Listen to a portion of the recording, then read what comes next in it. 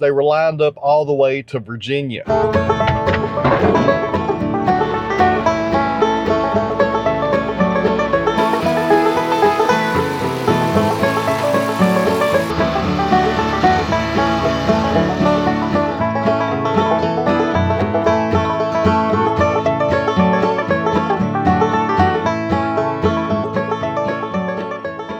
So welcome back to the Sawmill, friends. We got the Duramax warming up, and no, I'm not sponsored by Duramax. I show that Duramax emblem sometime for like B-roll footage on these videos, and people's been hitting me up in the comments saying it must be nice to be sponsored by Chevy. Chevy doesn't know I'm even in the world, guys. I'll tell you what, I wish they did, because I would like to have a new truck at a discount, but I doubt they'll see this video. So anyways, got the truck warming up. Let's get on the road. I need to head down into town and get some stuff done this morning before we get back here to the Sawmill. You guys hang in there.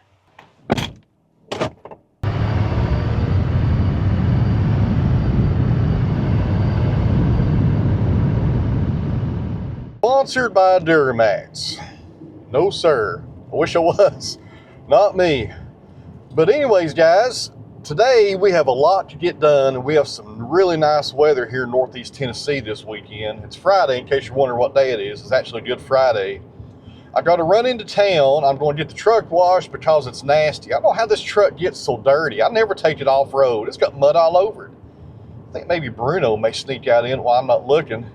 Maybe he goes four-wheeling. I don't know. What do you guys think? It's got mud all over it. But anyways, go to the car wash, go by Harbor Freight, and then go by Lowe's, but not in that order probably, and get some stickers because I am totally out of stickers at the Sawmill. And I've talked about this in the past. I buy my stickers. You can saw them up if you want to, but if they're green, you're going to get sticker stain on your lumber. So I like to buy mine at Lowe's or Home Depot. They're 3/4 inch stud. My goodness, I can't talk. I'm sitting here stuttering. Look over me, guys. They're 1x2s, which means they're 3/4 by 1.5 inches, and they're kiln dried. They're already milled down to the proper size, so they're all the same dimension, which is very important for your lumber when you stack it. The only thing I have to do is cut them down to 4 feet in length, which is why we're going to Harbor Freight today, because I'm upgrading my battery-powered miter saw that I use up in the farm shop. I have a proper miter saw, or a heavy-duty one, I should say, down in the wood shop, but I like to have a battery-powered one up at the farm shop so I can always cut my stickers to length and any kind of building projects outside. I like it to be battery-powered because I hate cords. I hate cords, I tell you what. And the reason I'm going with Harbor Freight and not a DeWalt or a Milwaukee is solely on price. I can get this Harbor Freight one for $2.99, and they have a mobile stand with it for $100 on sale today, so I'm going to be into this for like $400. If I bought a Milwaukee, which is probably better, just the miter saw on a 10-inch size is almost $700, and the DeWalt is just as much. So kind of difficult for me to pay that much money for just a miter saw. I don't think it's really worth it. And I've had really good luck out of Harbor Freight tools in the past few years, especially their toolboxes. I actually bought a new toolbox from them yesterday. I'll show it to you guys when we get back in the shop. And had really good luck with those guys. It's solely about price. If I could get a Milwaukee for maybe $450 or $400 or something, I'd probably go that route. But $700 for a miter saw, I tell you, that's pretty expensive right there. For construction grade work is what I call it. That's pretty high. So, like I said, guys, going to Lowe's, going to Harbor Freight, go through the car wash, and stop by Dad's house, because when I get a new tool and I replace one, I always give it to Dad. So I called him this morning, and he wants his miter saw. It's in the truck bed, so we'll drop that off to him as well. Is this thing recording? Oh my goodness. Is it okay? It's recording. I thought I'd hit the record button. That'd be awful, wouldn't it?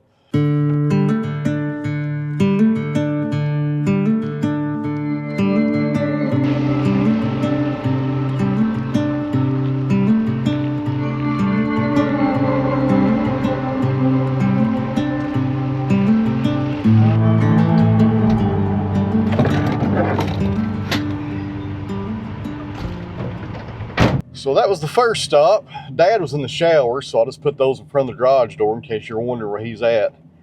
He'll be out there to grab those in just a minute before the porch pirates come and get them, because that does happen a lot around here. I'll tell you what, in this town, if you leave something outside anywhere, somebody will grab it sooner than later. And if you want to find out who grabbed it, go find somebody wearing pajamas. It's usually them. Man, it's a nice day today. I think they said the high was going to be 81. That's pretty good for mid-April. All right, so now we got 3 places left to go. The first one's going to be the car wash. Then we'll stop by Lowe's and get my stickers.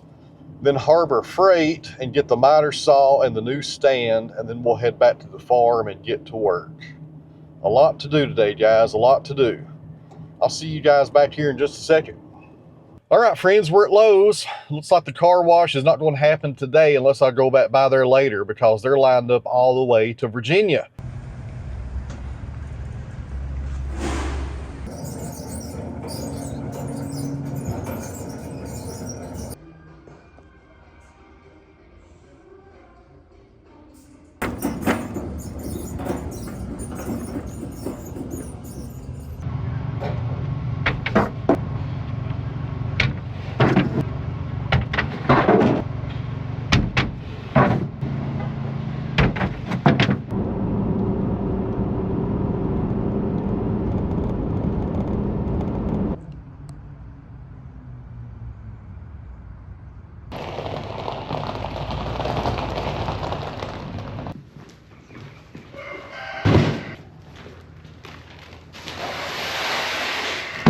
All right, friends, now we're gonna put this together, but let's do it the fast way. So there we go, guys. Let's try this thing out.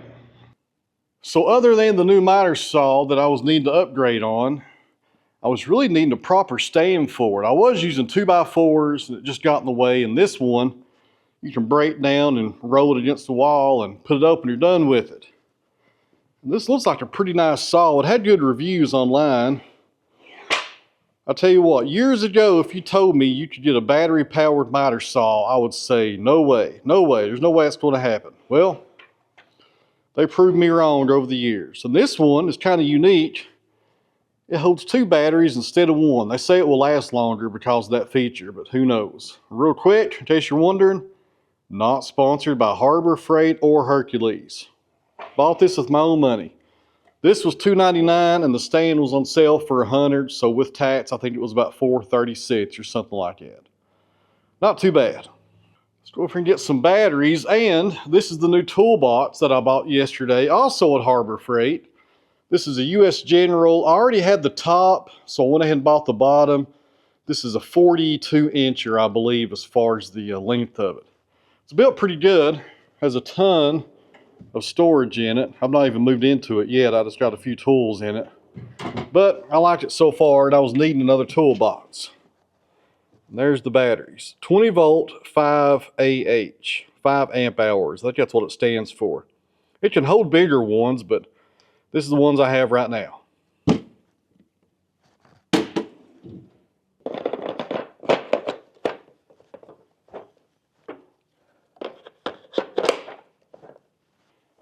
All right, got the batteries in. It's locked down to the base. There we go. It works. And this saw doesn't have a laser. It has some kind of shadow feature. And we'll look at that here in a minute. We'll put a board on here. I'm not sure what that is, but they say it's really accurate. Let's go ahead and start cutting these stickers down to size.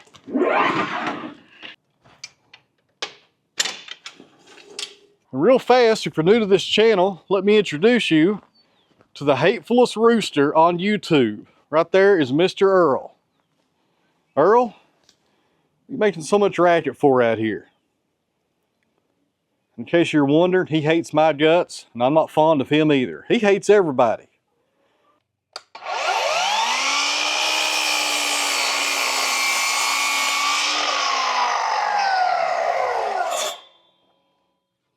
All right, guys, I meant to do this on camera, but I forgot to hit record. But anyways, that's what it looks like when you fold it down. It takes a minute or two to fold it up. It's not really user-friendly, I don't think. It's kind of difficult to lift up that one end and fold in the leads without it falling sideways, but it is what it is, and it's not too bad, and for the price, you can't beat it. And that's a lot better for storage up here, so I can move it out of the way. All right, guys, it's getting warm outside, and that means out comes the large hat. This is some kind of Australian outback hat, something like that. I can't remember the name of it, But I did buy it on Amazon. There's a link down below. People always ask me where I got my hat at. I don't wear this in the winter time. I only wear it in the spring and summer because I had skin cancer about 1.5 years ago up here in my forehead and on my ear. I'm gonna kill that rooster one day. But anyways, it was really bad as far as the surgery goes to take it off, and I got some terrible scars up here. So in order to prevent that from happening again, I wear these hats like this in the sunny days. I've also got a straw hat I wear as well when I'm out here cutting hay in the fields, and this hat gets a little too hot on my head. But anyways, that's why I'm wearing a hat, in case you're wondering, or maybe you're new to this channel. All right, so before we head down to the sawmill, I need to unload 2 attachments that I picked up yesterday. These are both made by Light. I'm not going to get them out today. On the very top, that's a stump grinder that goes on the rear 3-point hitch of a tractor. And right here is something I'm really excited about. This is an auger with a 6-inch, a 9-inch, and a 12-inch bit, and this will go on the mini skid steer. And this right here, guys, is what I've been waiting on to build the fence for the cattle. This right here is my secret weapon. I can't wait to get that going and get that fence started. This is going to make putting up those corner posts a whole lot easier. Can't wait to get this going. But right now, let's just get this off the trailer, because tomorrow I'm going to need that trailer. And against my better judgment, I'm going to let out this rooster and all the hens. Maybe that'll shut him up, but it probably won't. All right, guys, you win. Hopefully you're done laying for the day. Come on out. And Earl, don't come after me. You know what'll happen if you do.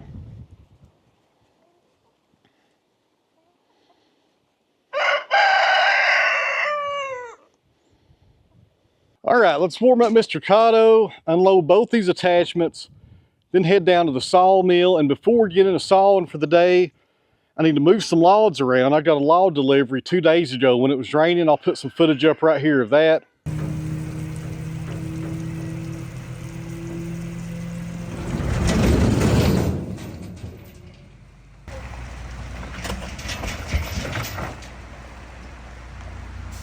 And after we get those logs sorted, we need to move those wood chips out of the way because I can't get to my lumber stacks. So a lot to do down there before we can get the sawmill running.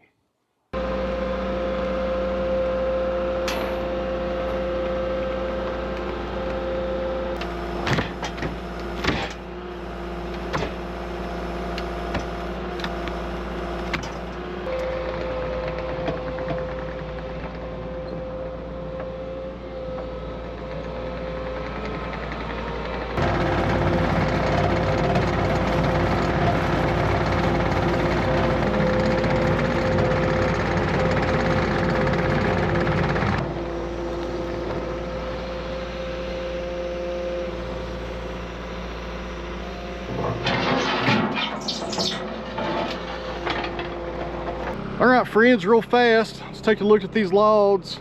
Black walnut and poplar came from a tree service a couple of days ago.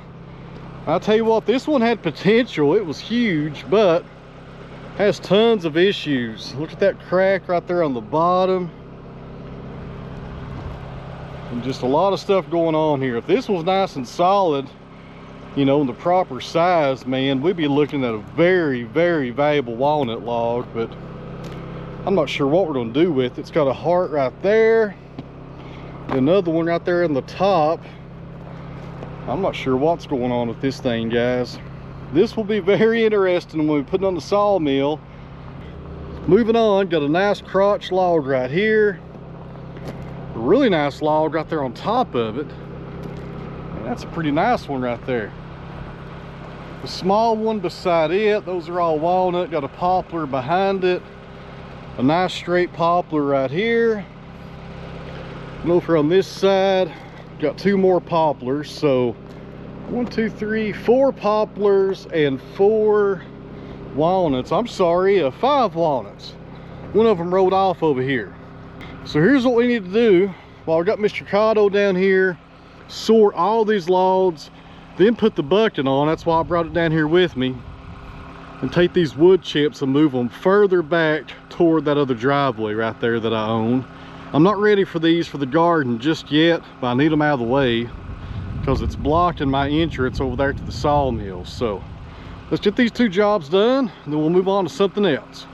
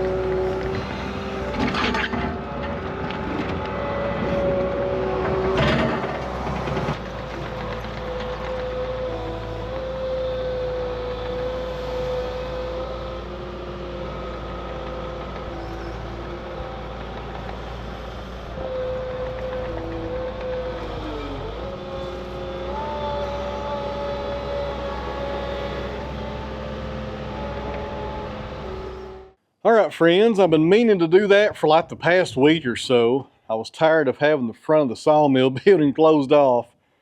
So now I've got those wood chips out of the way. I'm going to be taking those up to the garden. I just started getting my garden tilled and get it ready. I'm kind of behind on that this year. I know that's a shocker.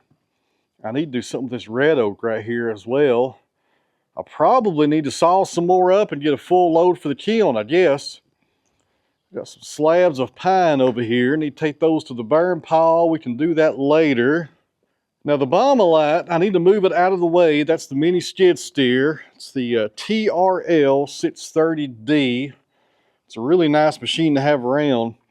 I got some counterweights in just the other day from Bommalite, and they go right there where they mount. I need to take that up to the shop probably and maybe work on that tonight and get those counterweights on there, because we're taking this over to Virginia on the hurricane cleanup job now that it's finally dried up, and we can get over there and not make a mess in their pasture and use the grapple to start dragging the logs out. That's going to happen in the next few days finally.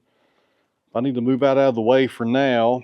And over here on the sawmill, I got some pine with some bark on the edges. I need to run these through the edger. And also these over here on the table as well. All of these need to run through the edger right here.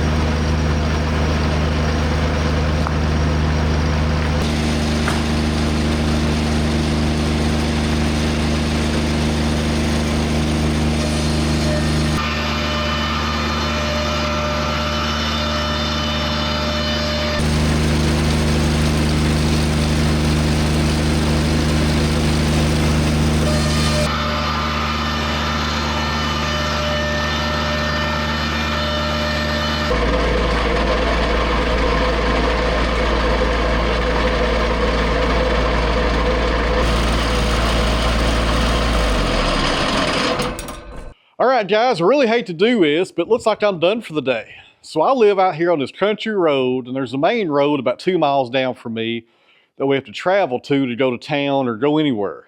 And my wife just called and told me that they're closing it down this afternoon. We didn't even know they was closing it down, and all day tomorrow, because they're going to be doing some blasting because they're making the road wider. So we're going to be pretty much stranded for the next 2 days. I could go the other way out of here, but it takes like 20 miles to make a full circle. It's a real pain.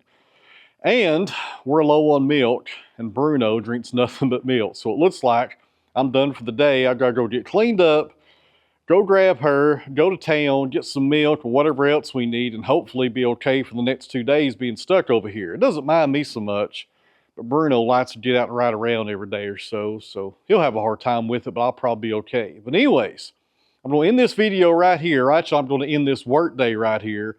But we're not going to end this video. I'll see you guys back here first thing in the morning. Don't go anywhere.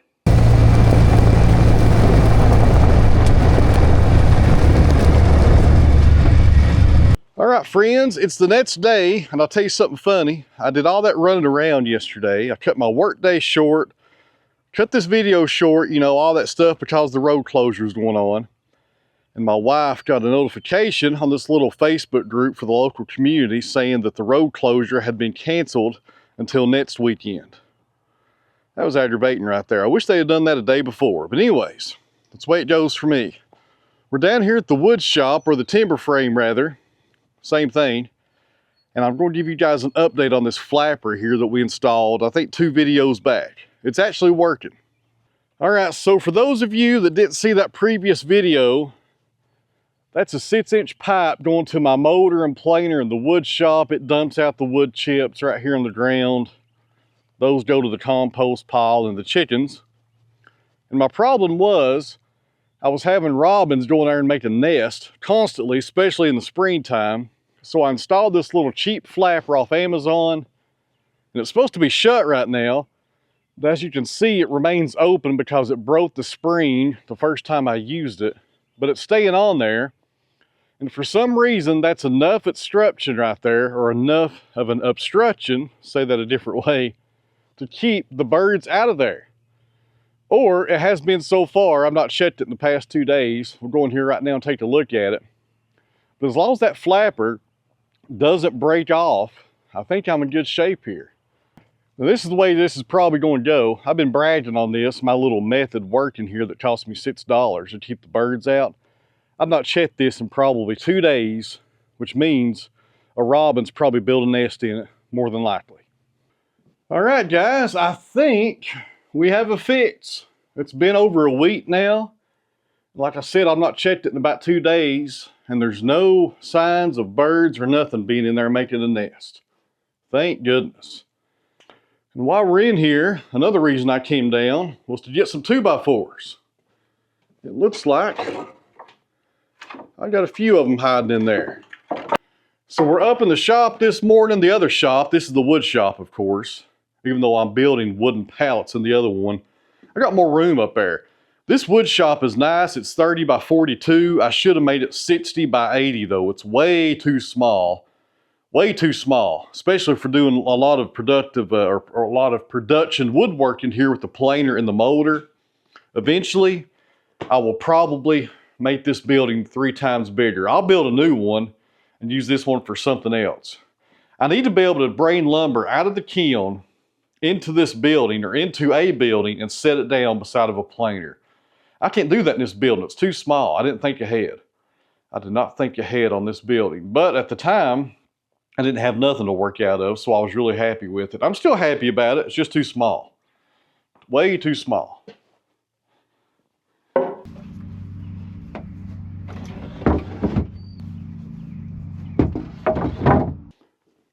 And one more thing, I think I need some nails for the pass load. And I should probably take all these nails and keep them up there. Anyways, there we go.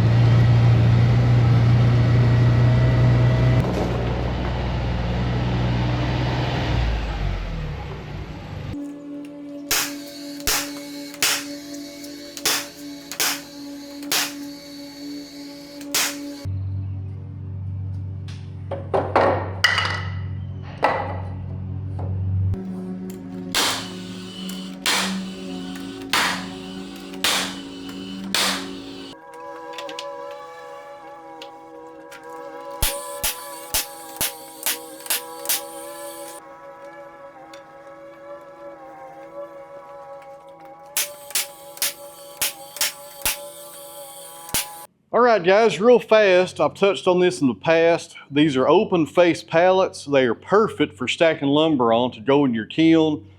My good buddy Robert Milton, his wife Martha, came up with this idea several years ago.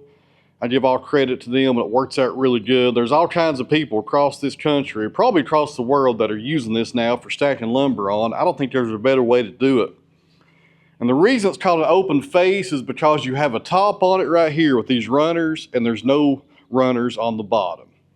And also, if you're building them, you can use strap material. I had some 2x4s that were not long enough, so I just kind of pieced them in there like this. And I do this often to get rid of extra wood, and it works just fine. No problem with that. I like to build mine with 2x4s. I can build one of these for, gosh, less than $20, and the return you get on your lumber coming out of your kiln on a proper pallet pays for itself with just one board, you know. So this is paid for pretty much forever, and it will last years and years. These last a long time. Use galvanized nails or stainless steel nails if you're building them, because the kiln will rust them.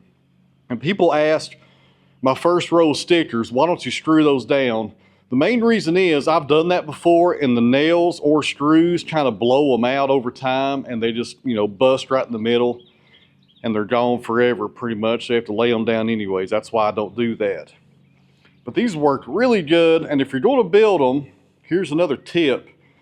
If you build a lot of these in your shop or wherever you're building them out, get out of here, Wasper. These red Waspers are terrible. Look at there. They're all over the place. But anyways, get you some spray paint and mark where all of your 2x4s are going on your bottom row. And these are separated on 16-inch centers, just like a stud wall. And if you do that, you can come in here and build one after you cut your pieces to size really fast. And if you're building more than one, just start stacking them up like this.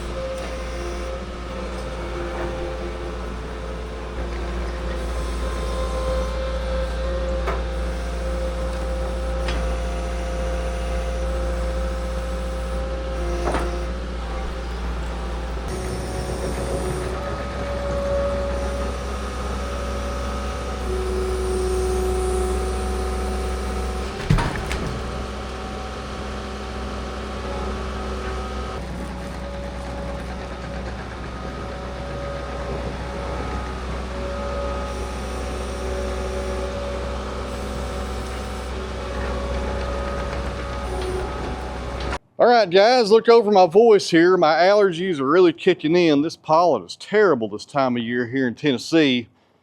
So on the sawmill, we got some pine. This is 8/4.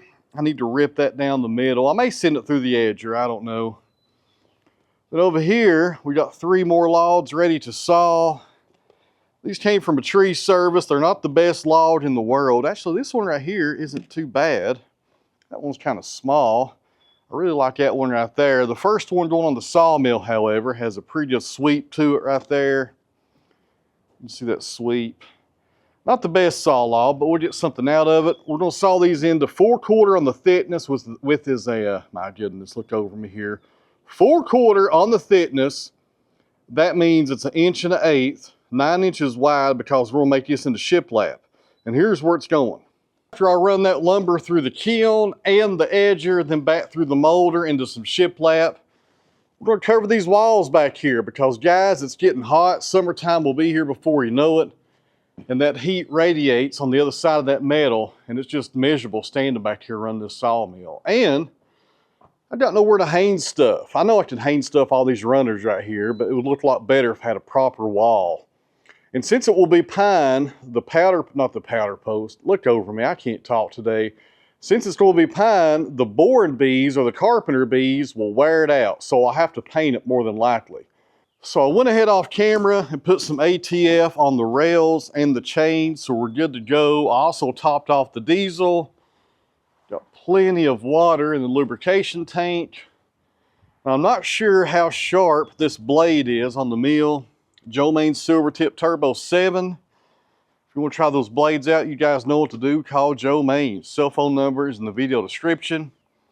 And the last time I used this blade, I was sawing pine. I'll tell you what, there's a lot of pitch on there. I'll get my diesel spray bottle once I get this going and clean that up a bit.